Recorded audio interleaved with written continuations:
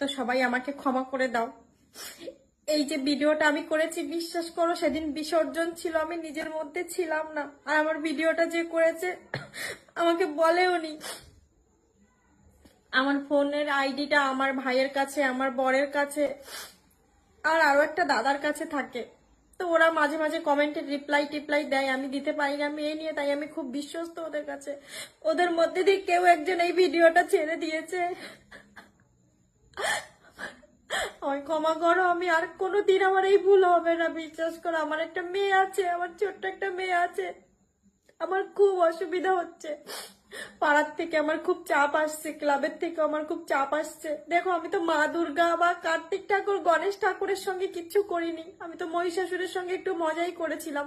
আর আমি নিজেও দেখেছি অনেক রিলসে মহিষাসুরের সঙ্গে অনেকেই এই টাইপের মজা করে।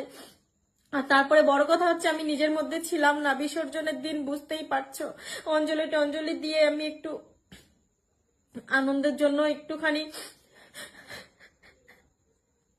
আমি ক্ষমা চাচ্ছি তোমাদের কাছে। আমার কোনোদিন আর এরকম ভুল হবে না, আমাকে ক্ষমা করে দাও গো। আমার একটা ছোট্ট মেয়ে আছে, আমি মেয়ে নিয়ে আমার খুব অসুবিধা হচ্ছে, পাড়া থেকে খুব চাপ আসছে। আমাকে বলা হয়েছে আমি যেন পুরো 12 ঘন্টার মধ্যে ক্ষমা চেয়ে একটা ভিডিও আপলোড করি, তো আমি তাই করছি। আমি কান ধরছি তোমাদের কাছে, আমি আর কোনোদিন এরকম করব না। আমি নিজে এই ভিডিওটা আপলোড করিনি, কেউ একজন করেছে, আমি তার নামও বলতে পারছি না।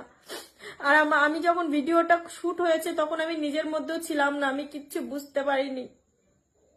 তো সবাই আমাকে ক্ষমা করে দাও। আর আমি প্রথমত এই পুজো কমিটির সকল সদস্যকে আমি কিন্তু ধন্যবাদ জানাবো, কারণ তাকে এইভাবে ক্ষমা চাওয়ার ভিডিও করতে বলার জন্য, তার উপরে প্রেসার দেওয়ার জন্য।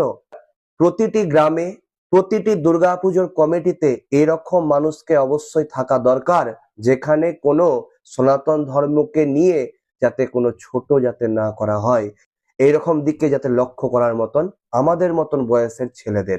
এইবার আসি কথাতে।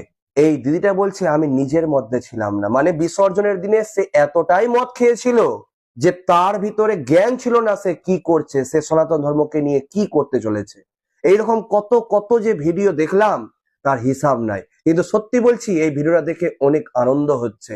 আপনারা এই ভিডিওটিকে কিন্তু অনেক বেশি শেয়ার করুন, যাতে পরবর্তীতে কোনো কোনো সনাতনী যাতে আমাদের সনাতন ধর্মের দেবদেবী নিয়ে, মূর্তি নিয়ে যাতে এইরকম হাসি ঠাট্টা না করে।